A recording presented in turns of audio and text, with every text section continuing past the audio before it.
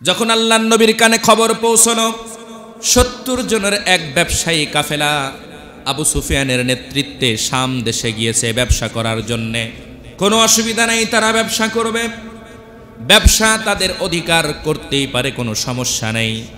কিন্তু গোপন তথ্যের ভিত্তিতে আল্লাহর নবীর কানে খবর আসলো এই ব্যবসায় এই ৭০ জনের বাণিজ্যিক কাফেলা তারা পণ করেছে এই ব্যবসায় যত মুনাফা হবে, এই ব্যবসায় যত লাভ হবে, পুঁজি সহ লাভ সহ এর সব কিছু মুসলমানদের বিরুদ্ধে ব্যয় করা হবে। মদিনা থেকে দক্ষিণ পশ্চিমে ১৫৫ বা ১৬০ কিলোমিটার দূরত্বে একটা জায়গার নাম হলো বদর। বদরের জায়গাকে বদর নামে নামকরণ এজন্য করা হয়েছে, ওই জায়গায় একটা কূপ ছিল, যেই কূপের নাম ছিল বদর। এজন্যে ওই কূপের নামে জায়গাটার নামও হয়েছে কি বদর। আবার বদরের যুদ্ধ ১৭তম তারিখে হয়েছে, সেই হিসেবেও বদর নামে নামকরণ করা হয়ে থাকে। বদরের যুদ্ধের প্রেক্ষাপট, আল্লাহর নবীর কানে খবর আসলো ইসলাম সুন্দর মতো চলছে, নবীজি একটা ইসলামী স্টেট কায়েম করেছে, ইসলামের দাওয়াত দিচ্ছে। মদিনা থেকে মুসলমান রাসূল থেকে শুরু করে রাসূলের যারা অনুসারী ছিলেন সবাইকে মক্কা থেকে তাড়িয়ে দেওয়া হয়েছে। মক্কা থেকে বহু দূরে গিয়ে একটা নিরাপদ আশ্রয়ে মুসলমানরা খুব সুন্দরভাবে ইসলামী কার্যক্রম চালাচ্ছেন। ইতিমধ্যে আল্লাহর নবীর কানে খবর আসলো আবু সুফিয়ানের নেতৃত্বে ৭০ জনের এক ব্যবসায়ী কাফেলা যারা শাম দেশে ব্যবসা করতে গিয়েছে। আবু সুফিয়ান তখনও মুসলমান হয়নি, কাফের ছিল। আবু সুফিয়ানের নেতৃত্বে ৭০ জনের এক কাফেলা ব্যবসা করতে কোথায় গিয়েছে? শাম দেশে।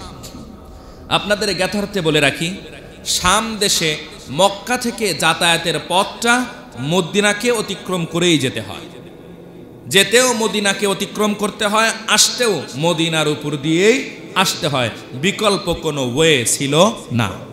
মুসলমানদের বিরুদ্ধে অস্ত্র কিনবে, তাদের বিরুদ্ধে ইন্ধন দিবে, সৈন্যদেরকে প্রস্তুত করতে যা লাগে, বাহন প্রস্তুত করতে যা লাগে, সেই কাজে এই ব্যবসার মূলধন সহ লভ্যাংশ সহ সব ব্যয় করা হবে।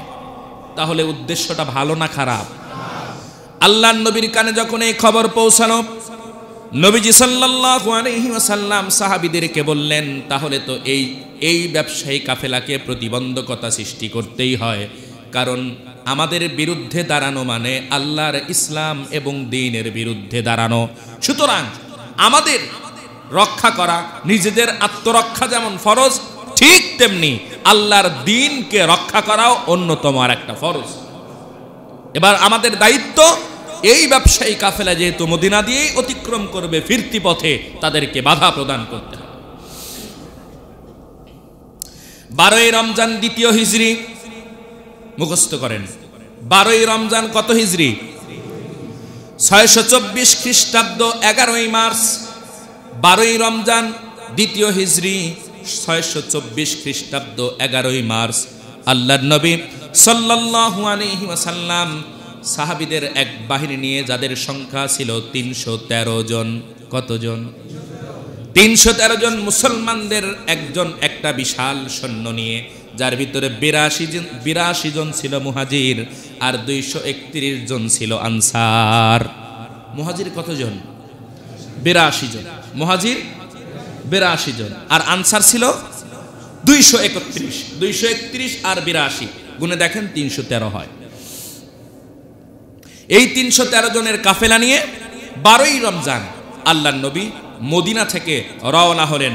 উদ্দেশ্য যুদ্ধ নয়, এই কাফেলাকে বাধা প্রদান করা। বুঝাইতে পারতেছি তো?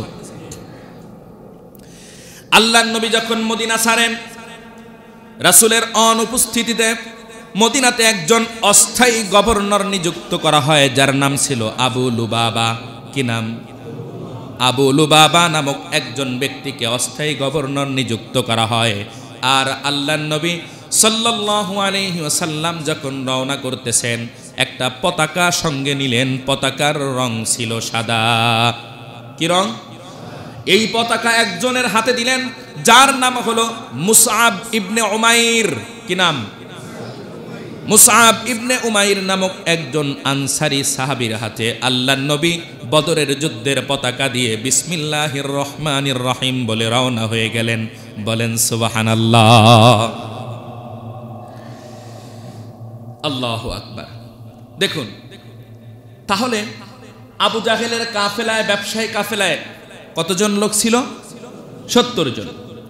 রাসূলের কানে খবর আসলো এই ব্যবসায়, শাম দেশে যেই ব্যবসা করতে 70 জন গিয়েছে, তাদের এই ব্যবসায় লাভ হয়েছে 50,000 দিনার। কত দিনার?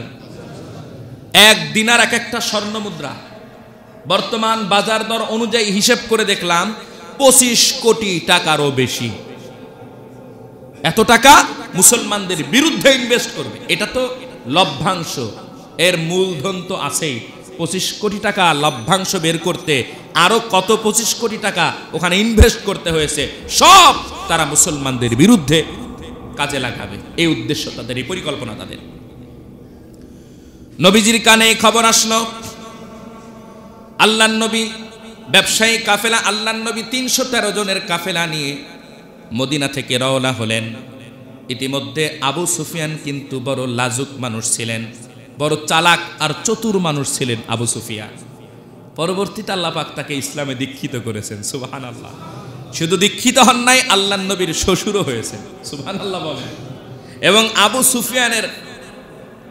আবু সুফিয়ানের সন্তানের নাম হলো কাতেবে ওহী, ওহীর লেখক হযরতে ইয়াজিদের বাবা কি নাম ছিল?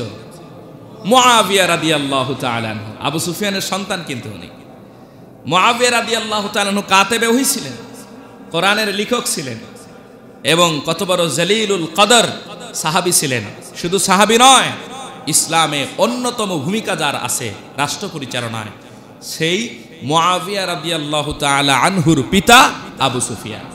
এবং মুআবিয়া রাদিয়াল্লাহু তাআলা আনহুর বোনকে আল্লাহর নবী সাল্লাল্লাহু আলাইহি সাল্লাম বিবাহ করেছিলেন। বলেন সুবহানাল্লাহ।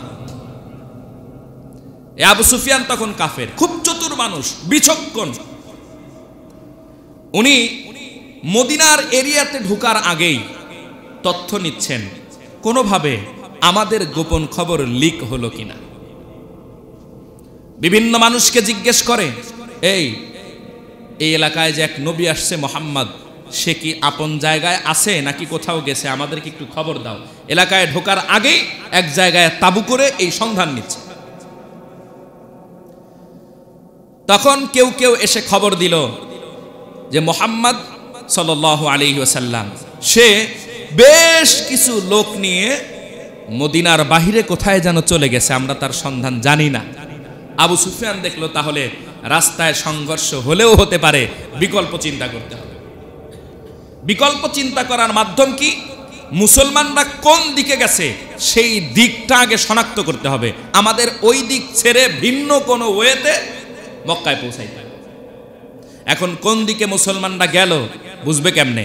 আবু সুফিয়ানের বুদ্ধি কত দেখেন। আবু সুফিয়ান রওনা হলো। প্রতিমধ্যে রাস্তায় পায়ের দাগ বিশেষজ্ঞ লোক সেই সময় ছিল কেয়াফা সেনাস। পা দেখে বুঝতে পারত এটা কার সন্তান। ওই যুগে এরকম মানুষ ছিল। আমরা যুগ যত আধুনিক হয়েছে, আমরা ন্যাচারাল বুদ্ধি তত হারায় ফেলছি। ঠিক কিনা জোরে বলেন? যত যুগ আধুনিক হয়েছে, ন্যাচারাল বুদ্ধিগুলো শেষ। এখন আমরা ডিভাইসের উপরে ভরসা করি, ভরসা আমাদের কম্পিউটারের উপরে। লেখক যারা লিখত তাদের আর ভ্যালু নাই। একসময় এই পোস্টারগুলো, ফেস্টুনগুলো হাতে লেখা হতো, ওদের আর এখন ভাত নাই। ওদের ছিল সেগুলো প্রতিভা, এখন যা করে সব কম্পিউটার। আসল প্রতিভাবান লোকগুলোকে আমরা হারায় ফেলছি আধুনিকতার ছোঁয়াপে। ওই সময় কেয়াফা সিনাস পা দেখে বলে দিত, ও আচ্ছা এটা অমুকের সন্তান। বালুর উপর দিয়ে হেঁটে গেছে, পায়ের চিহ্ন দেখে বলে দিত এটা অমুকের পায়ের ছাপ, ওই রাস্তা দিয়ে গেছে। আবু সুফিয়ান কি করলেন? যাওয়ার সময় সন্ধান করতেছে কেয়াফা সিনাসদের, এই সন্ধান লাগাও উটের পা কোথায় পড়েছে। অভাব তো নাই পায়ের। কোথাও কোথাও উট তার মল ত্যাগ যে করছে, ঘোড়া মল ত্যাগ করছে, উটে মল ত্যাগ করছে, এই মহল ত্যাগের ভিতর থেকে আবু সুফিয়ান কাঠি দিয়ে নাড়াচাড়া করে বিচি বের করছে, খেজুরের বিচি। এই খেজুরের বিচি আবু সুফিয়ান বের করে খেজুরের বিচি ধরে বলে, এই মুহাম্মাদের কাফেলা এই রাস্তায় গেছে, কারণ মদিনার খেজুরের বিচি এরকমই হয় আমি জানি। কি পরিমাণ বুদ্ধিশক্তি আর বিচক্ষণতা, চিন্তা করে। আবু সুফিয়ান বলল, মুহাম্মদ এই রাস্তায় গেছে আমরা নিশ্চিত, সুতরাং আমাদের ভিন্ন ওয়েতে মক্কায় যেতে হবে। রাস্তা রুট পরিবর্তন করে সমুদ্রের কিনারা হয়ে ভিন্ন আর এক রাস্তায় রওনা হচ্ছে। কিন্তু তারপরেও যেহেতু ভয় থেকে খালি নয়, রাস্তা শঙ্কামুক্ত নয়, এজন্যে আবু সুফিয়ান কি করলো, জমজম নামক এক ব্যক্তিকে দ্রুতগামী ঘোড়া দিয়ে পাঠালো নেতা আবু জাহেলের কাছে। নেতাজি, আমরা কিন্তু রাস্তায় আতঙ্কে আছি, আমরা শঙ্কামুক্ত নয়, যখন তখন মুসলমানদের হামলা হতে পারে, সুতরাং আমাদের সাহায্যার্থে আপনারা এগিয়ে আসেন। কথাগুলো কি বুঝাইতে পারতেছি? আবু জাহেলের কাছে যখন খবর পৌঁছালো, আবু জাহেল অস্ত্র শস্ত্রে সজ্জিত, প্রশিক্ষণ প্রাপ্ত, কমান্ডো বরাবর সৈন্য সংখ্যা হলো 1000। কত? নেতৃত্ব দিচ্ছে আবু জাহেল। আবু জাহেলের নেতৃত্বে এই 1000 সৈন্যের এক বিশাল বাহিনী নিয়ে আবু সুফিয়ানকে বাঁচানোর জন্য, রক্ষার্থে, এই ব্যবসায়ী কাফেলাকে রক্ষা করার জন্য এরা রওনা দিল ওই মক্কা থেকে মদিনার দিকে। আবু সুফিয়ান ওই দিক থেকে সমুদ্রের কিনারা হয়ে যাইতে যাইতে একটা সময় নিরাপদ জায়গায় পৌঁছে আবার আরেক দল লোককে পাঠিয়ে দিল আবু জাহেলের কাছে, যে ভাই, আমরা কিন্তু নিরাপদ জায়গায় চলে এসেছি, রাস্তার ভয় আমাদের কেটে গিয়েছে, আপনারা এবার আপনাদের এলাকা অর্থাৎ মক্কায় চলে আসেন, আমাদের আর কোনো টেনশন নাই, ভয় নাই। আবু জাহেল তখন জুহফা নামক জায়গায়, কোন জায়গায় বলেন না, কোন জায়গা? এই আবু জাহেলের 1000 সৈন্যবাহিনী জুহফা নামক জায়গায় অবস্থান করতেছে। আবু জাহেলের কানে যখন আসলো আবু সুফিয়ান নিরাপদে, একেবারে নিরাপত্তার সাথে মক্কায় পৌঁছে যাওয়ার দূরত্বে পৌঁছে গিয়েছে, আর তাদের কোনো ভয় নাই, আশঙ্কা নাই, আবু জাহেল সবাইকে নিয়ে পরামর্শে বসলে, শোনো, আমাদের এলাকায় এক প্রবাদ আছে, শহরে যেহেতু আসছি চাচার নামে কেস একটা করেই যায়। মানে ভিন্ন মনে করেন প্রয়োজনে শহরে গেছে, আমাদের এলাকার প্রবাদ বলতেছে, শহরে যেহেতু আসছি চাচার নামে কেস একটা করেই যায়। এই আবু সুফিয়ানের আবু জাহেলের মাথায় এই ভূত উঠল। ও কয়, এত বড় বিশাল সৈন্য নিয়ে মদিনার দিকে যেহেতু রওনা হয়ে দূরে চলেই আসছি, মুহাম্মদ আর ইসলামকে মিটায়া না দিয়া আমরা আর মক্কায় ফিরে যাব না, চলো আমরা মুহাম্মদ এবং ইসলামকে মিটিয়ে দিয়ে তাদেরকে সর্বশান্ত করে তারপরেই আমরা মক্কায় যাব। বলেন নাউজুবিল্লাহ। আল্লাহর নবীর কানে খবর আসলো আবু সুফিয়ানের বাহিনী নিরাপদে মক্কার পথে রওনা হয়েছে, কিন্তু আবু জাহেলের বিশাল এক দল 1000 সৈন্যবাহিনী মুসলমানদের বিরুদ্ধে যুদ্ধের প্রস্তুতি নিচ্ছে। জুহফা নামক জায়গায় তারা অবস্থান নিয়েছে। আল্লাহর নবী সাল্লাল্লাহু আলাইহি ওয়াসাল্লাম এই কথা শুনে মুসলমান সৈন্যবাহিনীদেরকে নিয়ে একটা পরামর্শে বসলেন।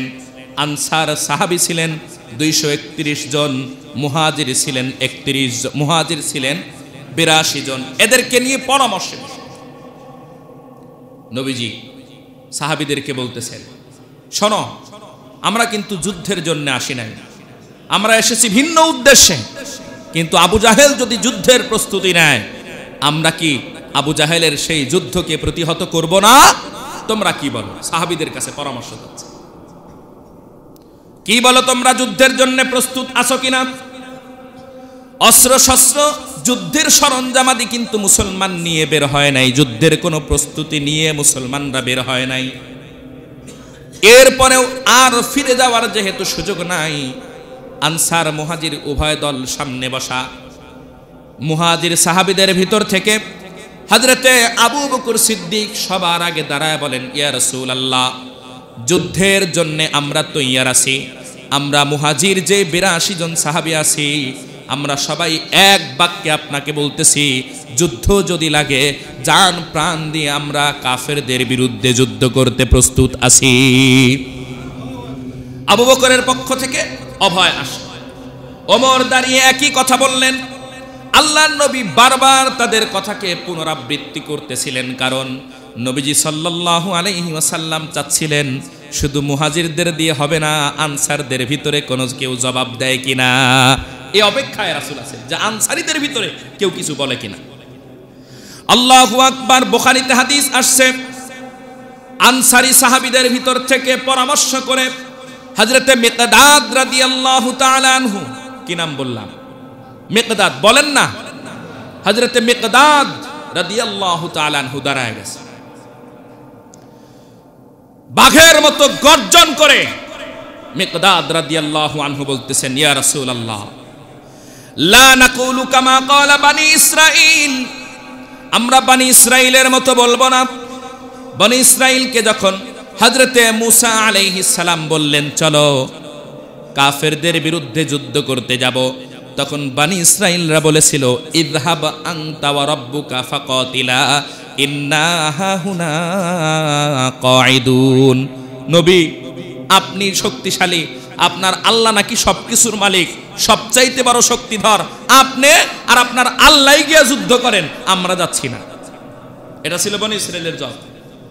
মিকদাদ রাদিয়াল্লাহু আনহু বলেন, ইয়া রাসূলুল্লাহ, না নাকুলু কামা ক্বালা বানি ইসরাঈল, বনি ইসরাঈল যেইভাবে মূসাকে বলেছিল তুমি এবং তোমার আল্লাহ গিয়ে যুদ্ধ করো, আল্লাহর কসম এই জবাব আমাদের পক্ষ থেকে আসবে না।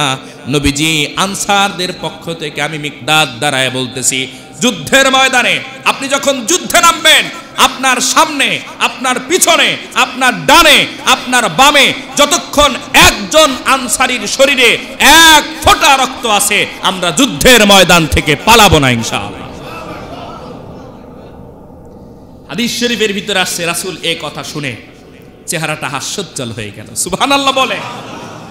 উভয় দিক থেকে অভয় আসে, এবার যুদ্ধ করার জন্য প্রস্তুত। আল্লাহর নবী তখন জাফিরন নামক জায়গায়, জাফিরন কি নাম? জাফিরন নামক জায়গায় রাসূল এই পরামর্শ করলেন। অপরদিকে জুহফা নামক জায়গায় আবু জাহেল যুদ্ধের প্রস্তুতি নিল। আবু জাহেল বদর প্রান্তরে গিয়ে একদিকে পানি, নদী, ওই জায়গাটা প্রথমে দখল করলো, কারণ সেই যুগের যুদ্ধ তো মাসের পর মাসও চলতো, পানির প্রয়োজন মিটাবে কিভাবে?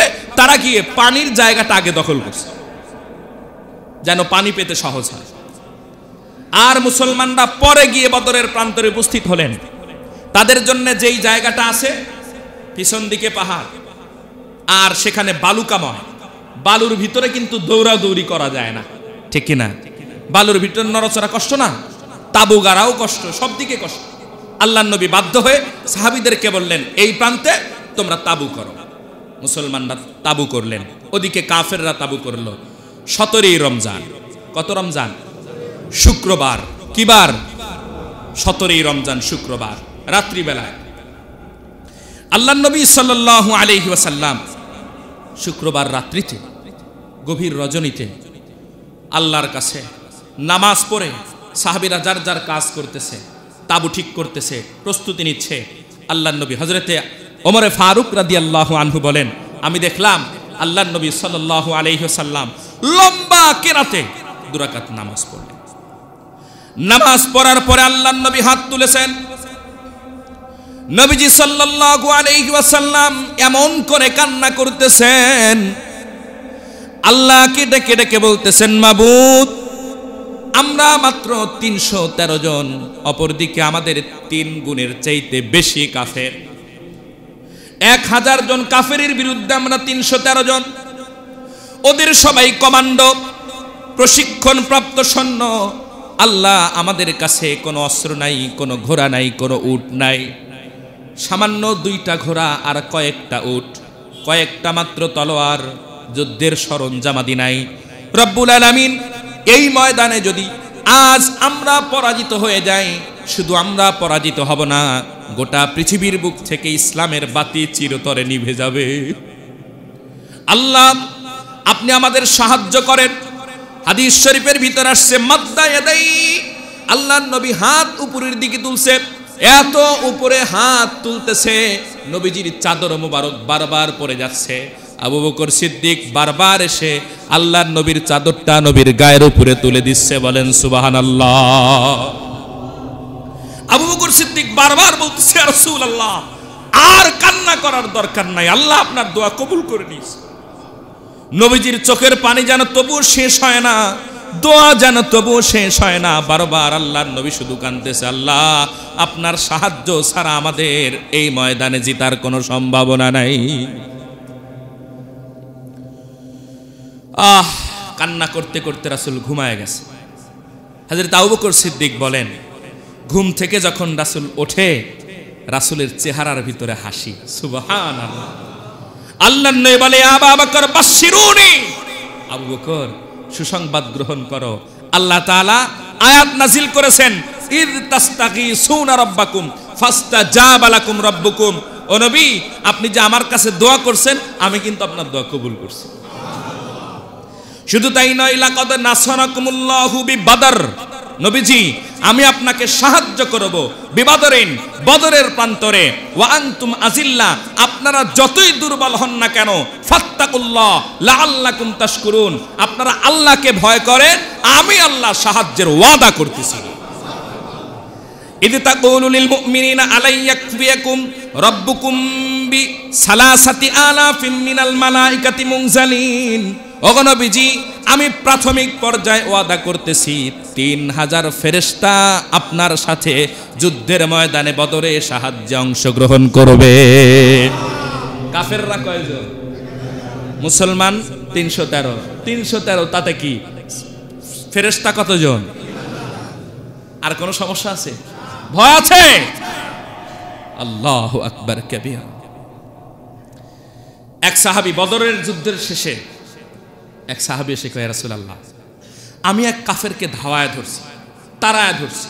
তিরমিজি হাদিস আসছে, ও সামনে দৌড়াচ্ছে, আমি ওর পিছে, সামনে দৌড়াচ্ছে, আমি ওর পিছে। আমি অদৃশ্য থেকে আওয়াজ শুনতেছি, হাইজুম হাইজুম তাআল খুজ, হাইজুম হাইজুম তাআল খুজ। আমি শুনি না যে এই আওয়াজ কোথা থেকে আসে, হাইজুম কি আর কারে ডাকে আমি বুঝি না, আমি শুধু সাউন্ড শুনতেছি। কিছু দূর যাওয়ার পরে দেখি সামনে আমি যাকে তাড়াচ্ছিলাম, আমার সামনে আর কেউ ছিল না, সে ক্ষত বিক্ষত অবস্থায় মাটিতে পড়ে আছে। কথাটা কি বুঝাইতে পারছি? নবীজিটা কেমনে হইল? আল্লাহর নবী বলে, আরে তুমি চিনো নাই, ওই আওয়াজটা ছিল ফেরেশতাদের আওয়াজ, আর হাইজুম এটা ফেরেশতাদের বাহনের নাম। বলেন সুবহানাল্লাহ। মানে সে বলতেছে, আরে বাহন তুই আয়, ওটারে মারতে হবে। ফেরেশতা নিজ হাতে তাকে হত্যা করেছে। শুধু সাহায্যের ওয়াদা নয়, সরাসরি সাহায্য আসছে। এবার শোনেন, সাহায্যের ওয়াদা করলেন আল্লাহ পাক, রাসূল আপনার দোয়া কবুল, আপনাকে সাহায্য করব। তাৎক্ষণিক সাহায্য আসলো।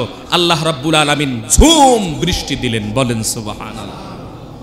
প্রচন্ড বৃষ্টির কারণে, একটু গেস করেন, প্রচন্ড বৃষ্টির কারণে অবস্থা কি হলো? কাফেররা যেই জায়গায় ছিল পানির কাছে, নদীর কাছে, ওই জায়গা কাদামাক্ত হয়ে গেল, কর্দমাক্ত হয়ে গেল। চলতে ফিরতে তাদের এখন কষ্ট হয়। অপরদিকে মুসলমানরা বালুকাময় জমিনে যেখানে ছিলেন, বৃষ্টি যদি হয় বালুর জমিন কিন্তু শক্ত হয়ে যায়। বালুর জমিন কি হয়ে গেল? শক্ত হয়ে গেল। আর মুসলমানদের যতগুলো বর্তন ছিল, যতগুলো মস্ক ছিল, সমস্ত বর্তনগুলো পানিতে ভরপুর করে নিলেন, যেন 2-3 দিন অবস্থান করলে কোনো সমস্যা না হয়। বলেন সুবহানাল্লাহ। বাস, পরের দিন যুদ্ধর ময়দান। আল্লাহ, শুক্রবারের দিন সকালবেলা, এদিকে মুসলমান, ওদিকে কাফের। 313 মুসলমানের সামনে 1000 কাফের। চিন্তা করেন সিচুয়েশনটা, সম্মুখ সমর। এখন তো চলে, এখন চলে আপনার যুদ্ধ, এটা কয় বুদ্ধি যুদ্ধ, মগজ যুদ্ধ, এরপরে অস্ত্রের যুদ্ধ। এগুলো কোনো যুদ্ধ না। যুদ্ধ তো সামনাসামনি যেটা, সেটা হলো আসল যুদ্ধ, ঠিক কি না? অস্ত্র দিয়ে যুদ্ধ, নিজেদের কি কৃতিত্ব আছে? মুসলমান এদিকে, ওদিকে কাফের। কাফেরদের ভিতর থেকে তিনজন, কাফেরদের ভিতর থেকে কয়জন বলছি? উতবা, সায়বা, ওয়ালিদ। বলেন, উতবা, সায়বা, ওয়ালিদ। নাম তো শুনছেন না বহুবার। এই তিন শয়তান সামনে আসছে, বীর পাহলওয়ান সামনে এসে বলে, আসো। প্রথমে মল্লযুদ্ধ, যুদ্ধ শুরু হওয়ার আগে যুদ্ধ। কেউ আসনি আমাদের সাথে যুদ্ধ করবা? চ্যালেঞ্জ দিচ্ছে সামনে এসে। আনসারী সাহাবী মিকদাদ, তিনি বললেন, এ আমার আনসারী ভাইরা, তোমাদের ভিতর থেকে তিনজন যাও এদের সাথে যুদ্ধ করার জন্য। আনসারী তিনজন মুজাহিদ আসলেন সামনে এই তিনজনের সাথে যুদ্ধ করার জন্য। এই শয়তান তিনটায় কয়, আরে তোরা কারা? তোরা তো আমাদের শত্রু না, তোরা তো মদিনার লোক, তোদের তো চিনি না। আমাদের যারা শত্রু, আমাদের বংশের লোক, তাদেরকে আমরা সামনে চাই, অর্থাৎ মুহাজিরদেরকে চাই। প্রস্তাব বুঝছেন? রাসূল বললেন, মুহাজির কারা আছো? যাও সামনের দিকে। কে যাইতে রাজি? সর্বপ্রথম শেরে খোদা হযরত আলী লাফায় উঠছে। সুবহানাল্লাহ। সর্বপ্রথম কে? আলী। নাঙ্গা তরবারি খুলে সর্বপ্রথম আলী সামনের দিকে আগাচ্ছে। আল্লাহর নবী বলে, দ্বিতীয় কে যাচ্ছ? আল্লাহর নবীর চাচা আমির হামজা দ্বিতীয় জন সামনে বেরিয়েছে। সুবহানাল্লাহ। তৃতীয় নাম্বার ওবায়দা। তৃতীয় নাম্বার কে? ওবায়দা। এই তিনজন।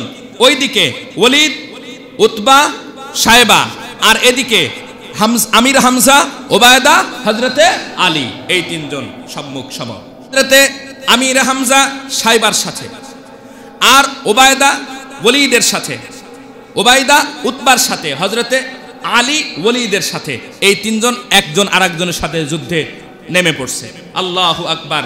সর্বপ্রথম হযরতে আলী রাদিয়াল্লাহু তাআলা আনহু ওয়ালিদকে জাহান্নামে পাঠায় দেয়। হযরতে আলীর শরীরে একটা আঁচড়ও লাগে না। মারহাবা কইলেন না? আরে এ হলো মুসলমানদের গৌরবোজ্জ্বল ইতিহাস। মুসলমান হযরতে আলী সর্বপ্রথম ওয়ালিদকে জাহান্নামে পাঠায়, হযরতে আলীর শরীরে একটা আঁচড়ও লাগে না। এরপরে হযরতে আমির হামজা, উনি সায়বাকে জাহান্নামে পাঠায়, হযরতে আমির হামজার শরীরেও একটা আঁচড়ও লাগে নাই। তৃতীয় নাম্বার হযরতে ওবায়দা, উনি উতবার সাথে যখন যুদ্ধ লাগলো, যুদ্ধের এক পর্যায়ে উতবাকে তো সে জাহান্নামে পাঠায়, কিন্তু হযরতে ওবায়দা তার পায়ে একটা মারাত্মক গুরুতর আঘাত প্রাপ্ত হয়। অতিরিক্ত রক্তক্ষরণে আল্লাহর নবীর কাছে এসে বলেন, ইয়া রাসূলুল্লাহ, আপনি দোয়া করেন আমাকে যেন আল্লাহ শহীদ হিসাবে কবুল করে। আহা, হাদিস শরীফের ভিতরে আসছে, রাসূল বলে, ওবায়দা তুমি চলে যাচ্ছ, দোয়া করি তুমি শহীদ, তুমি বলো তোমার কি কোনো কষ্ট হয়েছে? ওবায়দা বলে, ইয়া রাসূলুল্লাহ, পিপিলিকায় কামড় দিলেও এর চাইতে বেশি কষ্ট পাইতাম, আমার এর চাইতেও কম কষ্ট হচ্ছে। এ হলো শহীদি জীবন, এক আজীব কারিশমা। একজন শহীদ যখন তার প্রাণ যায়, জান্নাত সচক্ষে দেখতে পায়। সুবহানাল্লাহ। এই যে তিনজন এদিকে, তিনজন ওদিকে, এই যুদ্ধ পরস্পরে, এইটাকে কেন্দ্র করে ওই বদরের প্রান্তরে আল্লাহ রাব্বুল আলামিন এই সূরা হাজের 19 নম্বর আয়াত নাজিল করে। বলেন সুবহানাল্লাহ। হাদানি খাসমানি ইখতাসামু ফি রাব্বিহিম।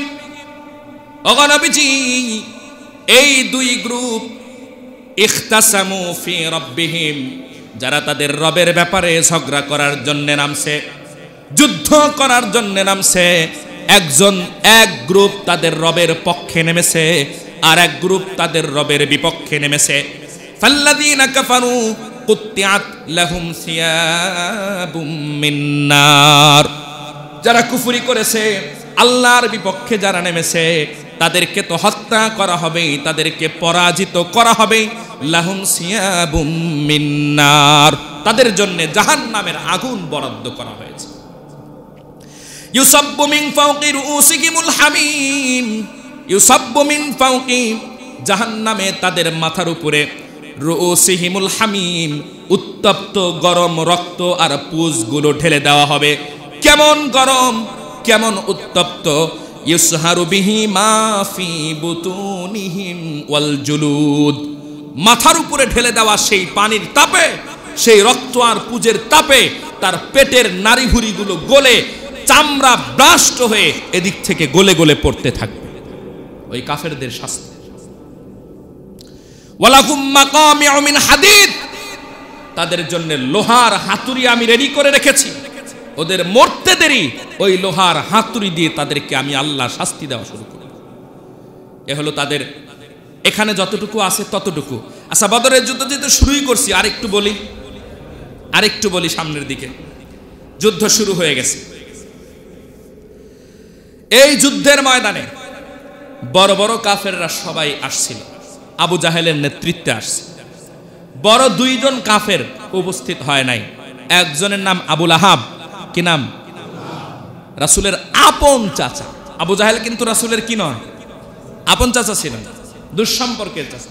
কিন্তু আবুল আহাব ছিল রাসূলের আপন চাচা। এই যুদ্ধে আসে নাই, ঋণে জর্জরিত ছিল, বাহন তৈরি করতে পারে নাই। আর আবু জাহেলের ওই যুদ্ধে অংশগ্রহণ করার মূলনীতি ছিল যাদের বাহন প্রস্তুত আছে তারাই অংশগ্রহণ করতে পারবে, এই শর্তে আবুল আহাব বাদ পড়ে যায়।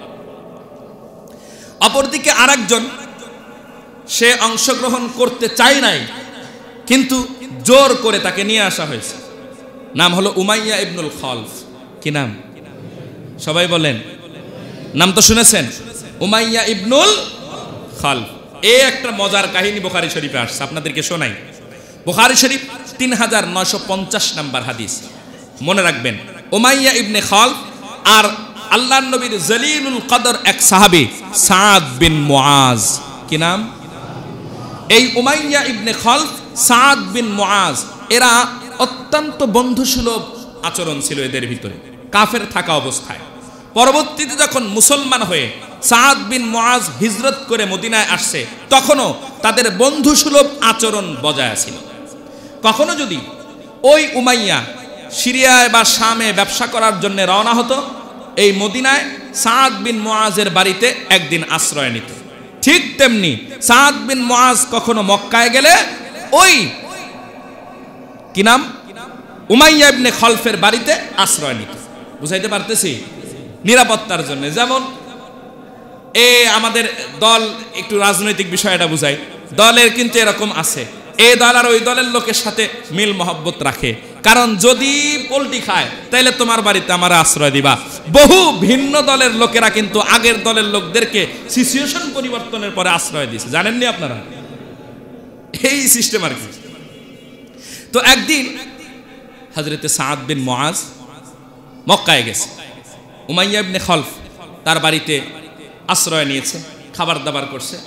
রাত্রে বলছে, দোস্ত, আগামীকালকে এমন একটা সময় তুমি আমাকে কাবাঘর তাওয়াফ করতে নিয়ে যাইবা যেই সময়ে কোনো মানুষ থাকবে না, এরকম একটা নির্জন সময় আমাকে একটু কাবার সামনে নিয়ে যাও। উমাইয়া ইবনে খালফ বলছে, বন্ধুর আবদার, ঠিক আছে। পরের দিন বুখারী শরীফ 3950 নাম্বার হাদিস। পরের দিন বন্ধু উমাইয়া ইবনে খালফ সাদ ইবনে মুআজকে সাথে করে মক্কার সামনে নিয়ে গেছে। উমাইয়া ইবনে খালফ তওয়াফ করতেছে, সাথে সাথে সাদ বিন মুআজ। কাফেররা কিন্তু তওয়াফ করতো, কাবাঘরকে তওয়াফ করতো, উলঙ্গ হয়েও তওয়াফ করতো, এরকম ইতিহাসও তো আছে। তো সাদ বিন মুআজ এবং উমাইয়া ইবনে খালফ দুজনে তওয়াফ করতেছে। ইতিমধ্যে নেতা আবু জাহেল ওইখানে এসে হাজির। কিরে উমাইয়া, তোর সাথে কে এটা?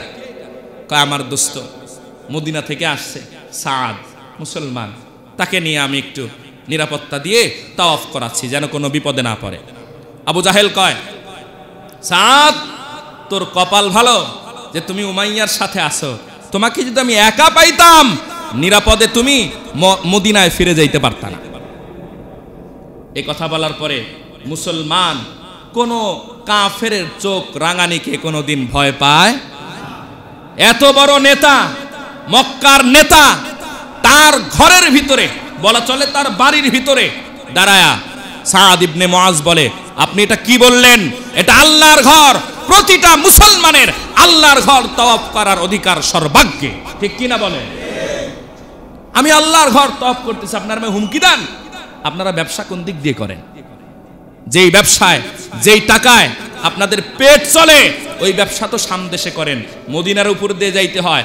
আপনি যদি আমাকে বলেন যে আমি সুস্থ অবস্থায় এলাকায় ফিরে যেতে পারতাম না, তো আপনি যখন ব্যবসার জন্য যাইতেন আপনার কি দুরবস্থা হইতো, এটাও একটু ভাবেন। এবার এই কথা বলার পরে উমাইয়া ইবনে খলফ একটু রেগে গেছে। দোস্ত, তুমি আমার নেতার উপরে এত জোরে কথা কও, তুমি জানো না উনি এলাকার নেতা? এই সময় সাদ ইবনে মুআজ তিনি দোস্তরে কয়, দোস্ত বেশি কথা কও না। সামিআতু আন্না রাসূলুল্লাহ সাল্লাল্লাহু আলাইহি ওয়াসাল্লাম ক্বাল, শোনো তোমারে কিন্তু বলি নাই, আল্লাহর নবীর কাছে আমি এই কানে শুনেছি অতি সত্বর মুসলমানদের হাতে তোমার মৌত হবে।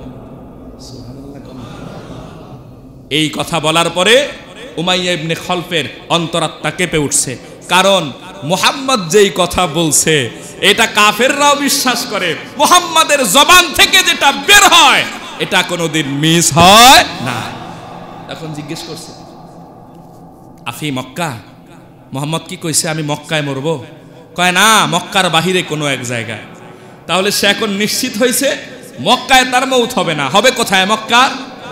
দৌড়ায় স্ত্রীর কাছে গেছে, বউরে যায় কয়, শুনছনি মুহাম্মদ আমার ব্যাপারে কইছে আমি মক্কার বাহিরে কোনো এক জায়গায় মুসলমানদের হাতে নাকি হত্যা হবে।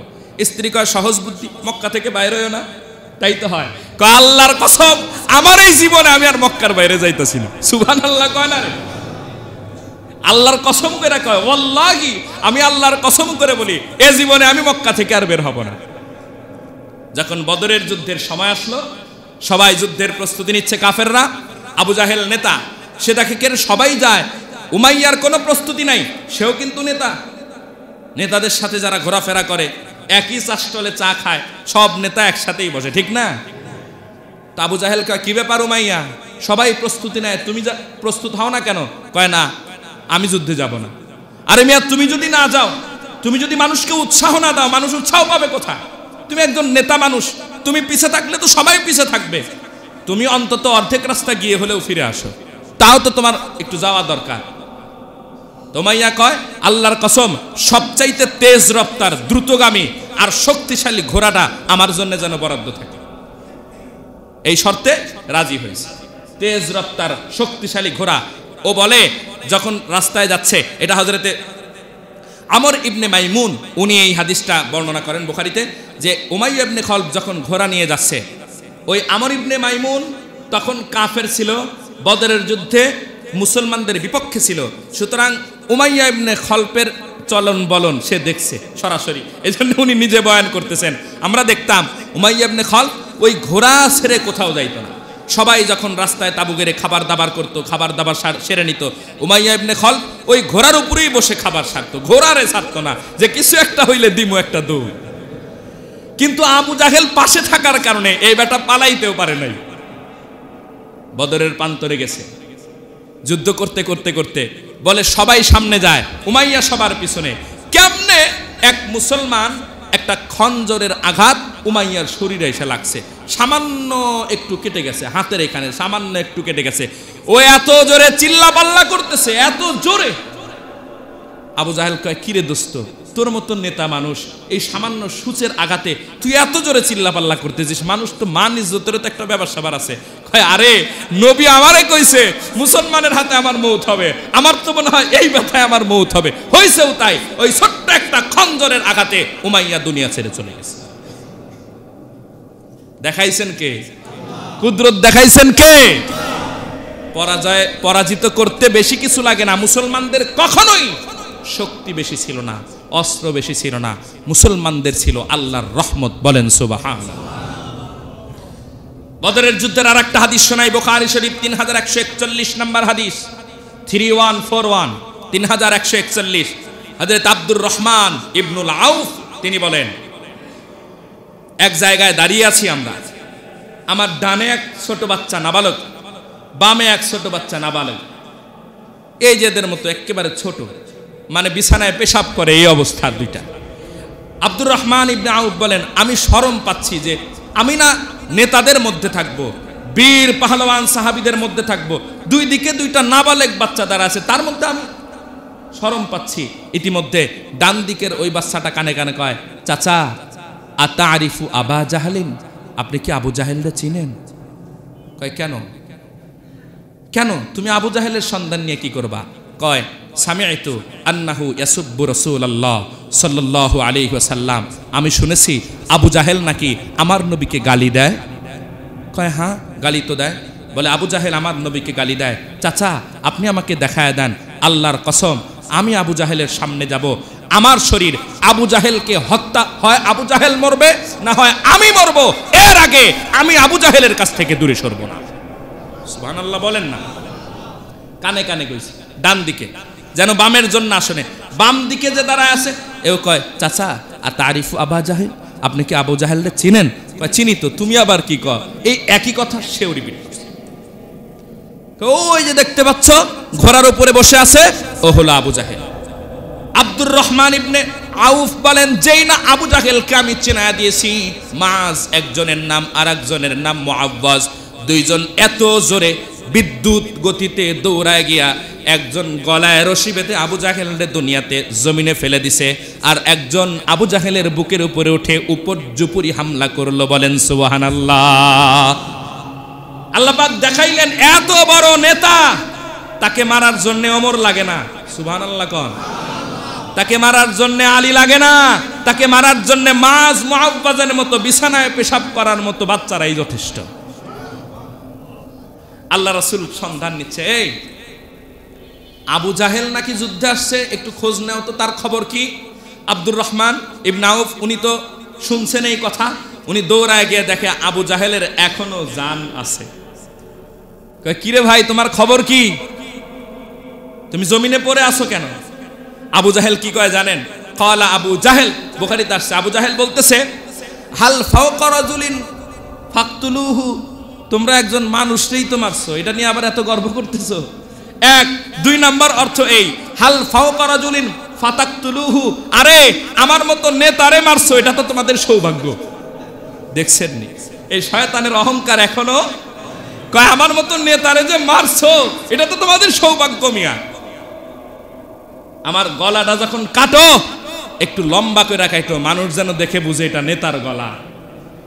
কত বড় আহাম্মক আর শয়তান আবু জাহেল ছিল। আল্লাহু আকবার। বদরের যুদ্ধের বিজয় হয়ে গেল, মুসলমান সর্বমোট 14 জন শাহাদত বরণ করলেন। কয়জন? 14 জন শাহাদত বরণ করলেন।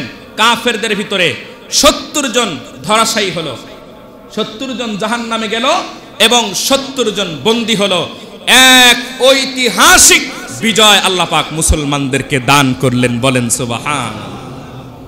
এই ঘটনাটার কিছুটা আল্লাহ পাক এখানে বলছেন, হাদানি খাসম নিখতাসমু ফি রাব্বিহিম ফাল্লাযীনা কাফারু কুত্তিআত লাহুম সিয়াবুম মিন নার।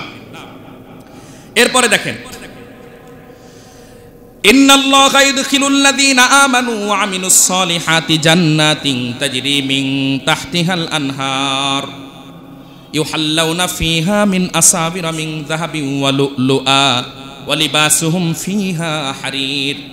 কুল্লামা আরাদু, এরা যখন জাহান্নামে যাবে, আইয়াখরুজু মিনহা, জাহান্নাম থেকে যখন বের হতে চাবে, মিন গাম্মিন উঈদু ফিহা, বহু কষ্ট করে চাইবে তারা জাহান্নাম থেকে পলায়ন করবে। আল্লাহ রাব্বুল আলামিন বলেন আইয়াখরুজু মিনহা উঈদু ফিহা, অনেক কষ্ট করে জাহান্নামের কিনারায় আসবে, আবার তাদেরকে পিটায়া জাহান্নামের মাঝখানে পাঠায়া দেওয়া হবে। এটা কিন্তু আরেক কষ্ট, বহু কষ্ট করে কিনারায় আসছে, আবার তাদেরকে মাঝখানে পাঠায়া দেওয়া হবে। কষ্ট না? এবং আল্লাহ পাক বলবেন যুকু আযাবাল হারিক, এই কঠিন শাস্তি তোরা এভাবে ভোগ করতেই থাকবি, করতেই থাকবে। জাহান্নাম মামুর বাড়ি নয় যে পালায়া গেট ভেঙে জাহান্নাম থেকে বাঁচার কোনো সম্ভাবনা আছে।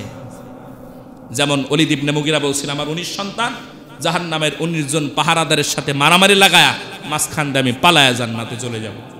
এইরকম জায়গা জাহান্নাম নয়। তবে এই আয়াতের তাফসিরে একটা হাদিস নিয়ে আসছে, হাদিসটা আপনাদেরকে শোনাই, এর আগে আমি শুনাইছি। কেউ জাহান্নাম থেকে বের হতে পারবে না, জাহান্নামের কিনারায় গিয়েও আবার মাঝখানে ফিরে আসতে হবে। তবে এক ব্যক্তির কথা হাদিস শরীফে পাওয়া যায়, মুসলিম শরীফের 186 নম্বর হাদিস।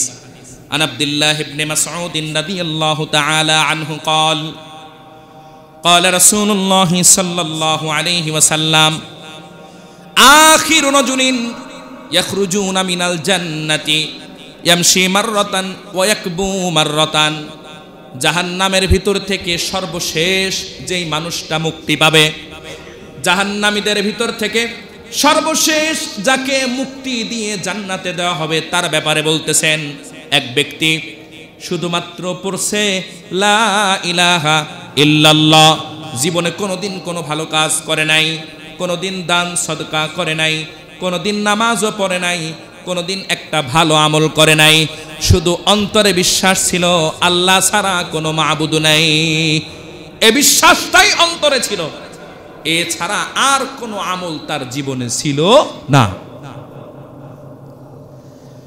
আল্লাহু আকবার। আল্লাহর নবী বলেন, এই লোকটা দেখবে তার আশেপাশে অনেক ইমানদাররা ছিল, অনেক মুমিন মানুষ ছিল, মুসলমান ছিল, যারা পানিশমেন্ট স্বরূপ, গুনাহের পানিশমেন্ট, গুনাহের শাস্তি স্বরূপ কিছুদিনের জন্য জাহান্নামে আসছিল, এখন আর তারা জাহান্নামে নাই, তাদেরকেও মুক্তি দেওয়া হয়েছে। সর্বশেষ এখন একজন মানুষই আছে জাহান্নামে, যেটা হলো এই ব্যক্তি।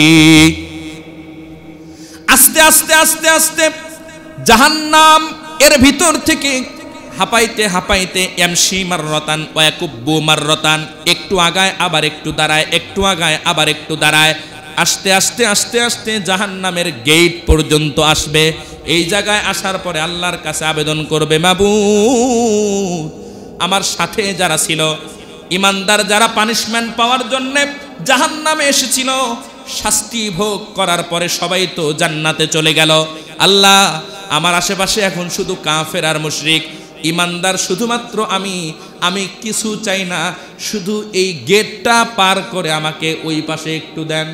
সুবহানাল্লাহ। আসছে জাহান্নামের গেটের কাছে, গেটটা পার করে আমারে শুধু একটু ওই পাশে দেন। আল্লাহ পাক বলবেন, রাসূল বলেন, আল্লাহ পাক বলবেন, তোমারে ওই পাশে দিলে তুমি তো আরো অনেক কিছু চাইবা। কয় না আল্লাহ, শুধু ওই পাশে দেন। ওয়াল্লাহি বিল্লাহি তাল্লাহি, আল্লাহর কসম করে বলি আমি আর কিছু চাইব না। আল্লাহ পাক ফেরেশতাদেরকে বলবে, এই ওরে জাহান্নাম থেকে বের কর। হাদিস শরীফের ভিতর আছে, পড়তে পড়তে শরীর শেষ, শুধুমাত্র তার দিলকা ধারকান দিক দিক দিক দিক করে একটা নড়ে না, এটা শুধু আছে, আর কিচ্ছু নাই, পুরে সাফ। এটারে বের করে বাহারুল হায়াত, আরবি শব্দ বাহারুল হায়াত মানে জীবন নদী, বাংলা কি? এই বাহারুল হায়াতের ভিতরে তাকে একটা চুবানি দিবে। সুবহানাল্লাহ। যেই না জীবন নদীর ভিতরে একটু চুবানি দিবে, তার শরীরের পুরো অবয়ব আবার ফিরে আসবে। বলেন সুবহানাল্লাহ। জান্নাতের গেটটা পার করে ওই পাশে জাহান্নামের দিকে মুখ করে তাকে বেঁধে রাখা হবে। এভাবে যখন তাকে রাখছে, এতদিন কঠিন আযাবে ছিল, এখন এই অবস্থা। এই লোকটা বলবে, ওয়াল্লাহি, আল্লাহর কসম, লাকাদ আ'তানি আল্লাহু শাইআ, আল্লাহ আমাকে এমন নিয়ামত দিয়েছে, মা আ'তাহুল্লাহুল আউয়ালিনা ওয়াল আখিরিন, এমন নিয়ামত আল্লাহ আমারে দিয়েছে, আমার আগে পরে কেউ এত বড় নিয়ামত আর কখনো পায় নাই। মানে জাহান্নামের তুলনায় এটা তার কাছে এত বড় নিয়ামত মনে হবে। সুবহানাল্লাহ বলেন। হুরানে বেহেশতিরা দোজখ বুয়াদ আরাফ, হুরানে বেহেশতিরা দোজখ বুয়াদ আরাফ, আজ দোজখিয়া পুরুষ কে আরাফ বেহেশতাস, আয় সাইরে তোরা নান জবি খুশনানু মানাদ, মাশূক মানস্ত আকে বনজদীক তুঝস্তাস, হুরানে বেহেশতিরা দোজখ বুয়াদ আরাফ, আজ দোজখিয়া পুরুষ কে আরাফ বেহেশতাস। জান্নাত এবং জাহান্নামের মাঝখানে জায়গাটার নাম হলো আরাফ। কি নাম? এই আরাফটা এমন একটা জায়গা, আল্লাহর নবী বলেন, আরাফের ভিতরে যারা থাকবে জান্নাতীরা তাদের নাজ নিয়ামতের যেই অথই নিয়ামতে ডুবন্ত আছে, তারা আরাফ দেখে মনে করবে এটাই বুঝি জাহান্নাম। আমরা যেই আরামে আছি, শান্তিতে আছি, তার তুলনায় আরাফ এটাই কি জাহান্নাম। আর জাহান্নামীরা যখন আরাফের দিকে তাকাবে, আরাফকে দেখে মনে করবে আমাদের কষ্টের তুলনায় ওইটাই হলো জান্নাত। এটা হলো আরাফ। তো এই লোকটাকে যখন গেটের ওই পাশে পার করে দিছে, মুখটা কোন দিকে? মুখটা জাহান্নামের দিকে, জাহান্নামের দিকে মুখটা। বলবে আল্লাহ এত বড় নিয়ামত তো তুমি আর কাউরে দাও নাই। কিছুদিন অবস্থান করার পরে আল্লাহকে বলবে, ইয়া আল্লাহ, ইয়া রহমান, ইয়া রহিম। আল্লাহ কয়, কিরে আবার কি কও? নামের দিকে মুখটা আছে, ঝলসে যায়, প্রচন্ড তাপে ভালো লাগে না। আল্লাহ মুখটাকে শুধু একটু ওই দিকে ঘুরায় দাও। আল্লাহ কয়, দিতে পারি এক শর্তে, এরপরে কিন্তু আর কিছু চাওয়া যাবে না। এটা কিন্তু মুসালসালাতুজ যাহাক, হাদিসটা আগে আপনাদের শোনাইছি। এই হাদিস শুনে যেই ব্যক্তি হাসি দিবে ওই ব্যক্তি একটা সুন্নতের সওয়াব পাবে। সুবহানাল্লাহ। আল্লাহর নবী বলেন, এই ঘটনার শেষে এমন একটা ঘটনা ঘটবে, ওই ঘটনায় আল্লাহ নিজেও হাসি দিবেন। আল্লাহর রাসূল হাদিস বয়ান করতে হাসি দিয়েছে, তাফসীরে আসছে, এজন্য বলতেছি। মুখটাকে ওই দিকে ঘুরায় দেওয়া হয়েছে, শর্ত ছিল আর কিছু চাওয়া যাবে না। দীর্ঘদিন আছে এইভাবে। এবার একটু সাহস করে সামনের দিকে তাকায় দেখে, আল্লাহু আকবার, জাহান্নামের গেটের সামনে আছি। জাহান্নামের ধোঁয়া, জাহান্নামের গন্ধ, এগুলোর কাছে আমরা আছি। কিন্তু দেখা যায় দূরে একটা গাছ, এত সুন্দর ফুল, এত সুন্দর ফল, কি সুন্দর পাখির কিচিরমিচির আওয়াজ, গাছের ছায়াটাও কত সুন্দর। মনটায় চায় ওই গাছটার কাছে যদি একবার যাইতে পারতাম। সাহস কইরা কয়, ইয়া আল্লাহ, ইয়া রহমান, ইয়া রহিম। আল্লাহ কয়, কি কও? কয়, আল্লাহ ওই যে গাছ একটা দেখা যায়, আদিনি তিলকা সাজারা, ওই গাছ পর্যন্ত আমারে যদি একটু পৌঁছায় দিতেন, একটু ফল খাইতাম, একটু ওর কাছে দেখতেছি ঝর্ণা, ঝর্ণার একটু পানি পান করতাম, ওই গাছ পর্যন্ত পৌঁছায় দাও। আল্লাহ কয়, তুমি না আর কিছু চাইবা না? কয়, আল্লাহ, আল্লাহর কসম করে বলি আর কিছু চাইবো না, শুধু ওই গাছ পর্যন্ত। কয়, দিতে পারি, শর্ত আগেরটাই, আর কিছু চাওয়া যাবে না। কয়, না আল্লাহ আর চাইবো না, বাস গাছ পর্যন্ত পৌঁছায় দিছে। বেচারা বেজায় খুশি। জাহান্নামের দুর্গন্ধ থেকে, ধোঁয়া থেকে, উত্তপ্ত আযাব থেকে এবার একটা সুন্দর গাছের নিচের ছায়ায় বসে ফল খায়, পাশে ঝর্ণা, ঝর্ণার পানি পান করে, আরাম আয়েশে আছে। তুরফাউ লাহু তিলকা সাজারা। আল্লাহ রাসূল বলেন, কিছুদিন পরে বলবে, দেখি তো সামনে কিছু দেখা যায় নাকি। দেখে কিছু দূর দূরে এর চাইতে 1000 গুণ সুন্দর আর একটা গাছ দেখা যায়। দুইটা চাইছি, দিছে, আবারও একটু সাহস করে চাই। এবার কয়, আল্লাহ, ইয়া রহমান, ইয়া রহিম। আল্লাহ বলে, কি? আল্লাহ এর চাইতে সুন্দর গাছটা যে আমি দেখছি, একটু ওই পর্যন্ত যদি পৌঁছায় দেন। আল্লাহ পাক বলেন, মা যা তাকুলু ইয়া আইয়ুহাল গাদ্দার, এ গাদ্দার। সুবহানাল্লাহ কন না।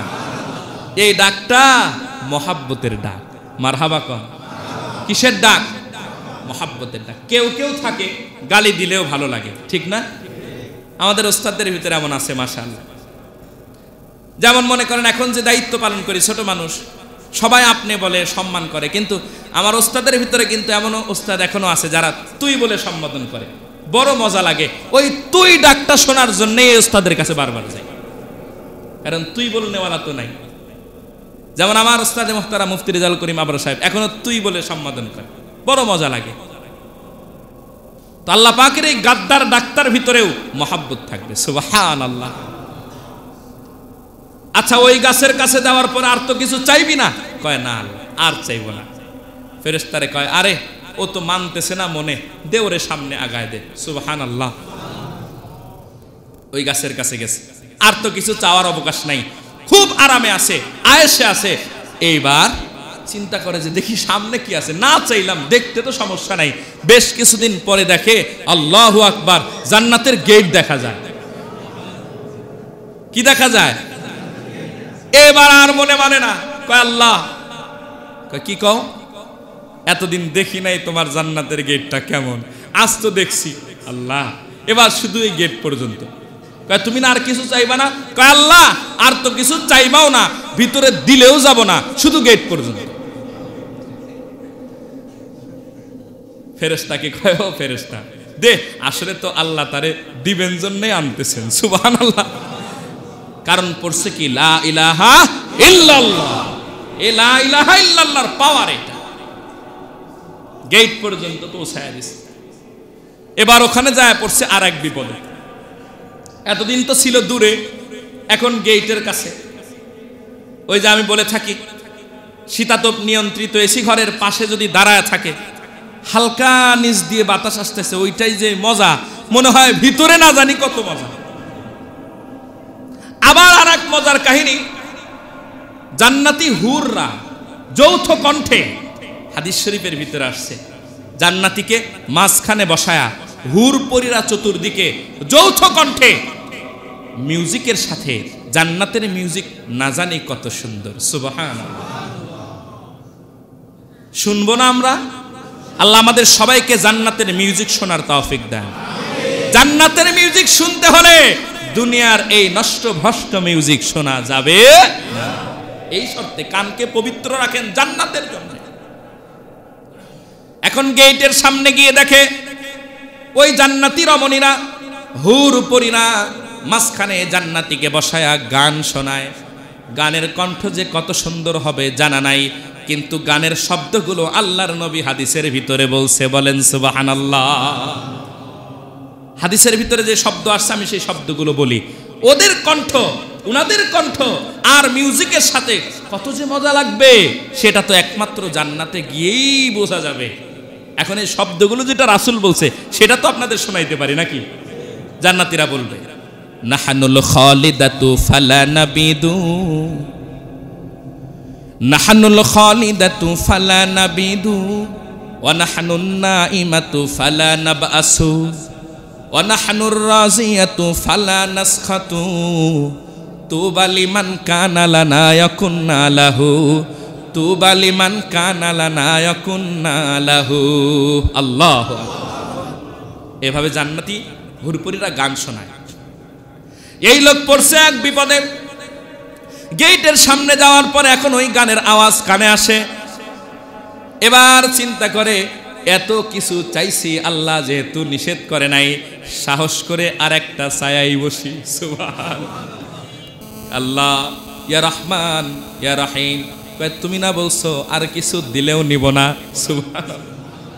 কয় আল্লাহ, এতদিন দূরে ছিলাম বুঝি নাই, আপনার জান্নাতের কাছে এসে এই অডিও গান শুনে তো আর ভালো লাগে না, এবার একটু ভিডিও দেখার ব্যবস্থা কইরা দেন। আচ্ছা তুমি ভিতরে যাবা? কয় আল্লাহ যাব। আচ্ছা ভিতরে যেতে হলে তো একটা দলিলে সাইন করতে হবে। বলে ঠিক আছে, দলিল নিয়ে আসছে। আল্লাহ পাক বলে, আয়ুরদিকা ইন আ'তাইতুকা দুনিয়া ওয়া মিসলাহা আশার। আচ্ছা বলো তো, কতটুকু জান্নাত হলে তুমি খুশি হবে? দুনিয়া যত বড় ছিল এর চাইতে 10 গুণ বড় একটা জান্নাত যদি দেই, তুমি কি খুশি হবে? এখন এই লোক কয়, আল্লাহ আতাস্তাহজিউ মিন্নি ওয়া আনতা রাব্বুল আলামিন, আপনি আসমান জমিনের মালিক হয় আমার সাথে আর কি করেন? এই জায়গায় রাসূল বলছেন আল্লাহ পাক একটা মুস্কি হাসি দিবেন। সুবহানাল্লাহ। যারা হাসিটা দিবেন বাস একটা সুন্নাতের সওয়াব পায় গেছে। আল্লাহ ওই জাহান্নামে কষ্টের ভিতরে ছিলাম, ওখান থেকে আনতে আনতে গেট পর্যন্ত, গেট পার করে ওপারে দিলেই তো আমার আর কিছু চাহাত নাই। আপনি বলেন এই দুনিয়ার 10 দুনিয়া সমান জান্নাত? আল্লাহ পাক বলে, হ্যাঁ, ছোট্ট একটা ইমানদার যে শুধু পড়েছে লা ইলাহা ইল্লাল্লাহ, আমার পুরস্কার হলো 1 লা ইলাহা ইল্লাল্লাহর দাম হলো গোটা দুনিয়ার 10 গুণ বড় এক জান্নাত। বলেন সুবহানাল্লাহ। আয়াতের তাফসিরে লিখছে, কুল্লামা আরাদু আইয়াখরুজু মিনহা মিন গাম্মিন উইদু ফিহা, জাহান্নামীরা যতই চেষ্টা করুক জান্নাত থেকে বের হওয়ার, আবার তাদেরকে জাহান্নামের মাঝখানে পাঠায় দেওয়া হবে। কিন্তু ব্যতিক্রম, যারা ইমানদার জাহান্নামে যাবে, কিছুদিন পর আল্লাহ পাক তাদের পানিশমেন্ট শেষ হলে আবার জান্নাতে দিবে। এবার বলেন, আমরা ওই শেষ জান্নাতি হব নাকি? শেষ জান্নাতি হব? 1 মিনিটের আযাব সহ্য করার ক্ষমতা আছে? দোয়া করি আল্লাহ আমাদের সকলকে আব্বাল সাবিকুন সাবিকুন রাসূলের সাথে প্রথম জান্নাতের গেট খুলে যারা প্রবেশ করবে তাদের কাতারে আমাদেরকে আল্লাহ কবুল করেন।